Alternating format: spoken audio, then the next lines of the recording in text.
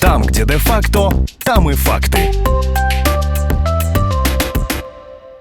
В общественное объединение «Мейрым» с визитом прибыли гости из Литвы. И главная цель – узнать больше о жизни людей с инвалидностью в Казахстане, познакомиться с нашим опытом и инициативами в сфере инклюзии. Мы из Вильнюсского университета, так мы потом обобщаем разные данные, это нам хорошо для наших исследований, потому что Эгли и я, мы работаем в Центре исследования инвалидности. Нам очень интересны разные примеры, вот про которые вы знаете. Или из вашей, может, истории, или истории из ваших друзей, с какими трудностями.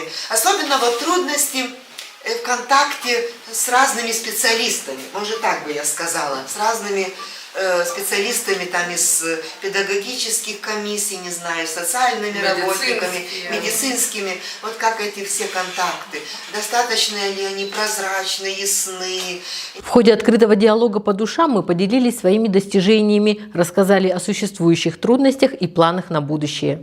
Услуги я получаю, допустим, мне положена коляска, санаторно-курортное лечение, это без проблем.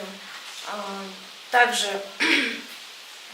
я получаю индивидуального помощника, который со мной находится в течение 8 часов. Допустим, я приезжаю в университет, мой помощник помогает мне в передвижении. И также привозит на работу. У нас также работает услуга инватакси, тоже абсолютно бесплатно. Мне 15, тут уже больше года практически монтажер, чисто монтажером. Подобные встречи укрепляют международное сотрудничество и вдохновляют на новые шаги в развитии инклюзивного общества. Благодарим за организацию встречи ЖТСУйский университет имени Ильяса Жансугурова, с которым нас связывает многолетнее плодотворное сотрудничество. Хотите изменить свою жизнь? Сделайте это с нами прямо сейчас.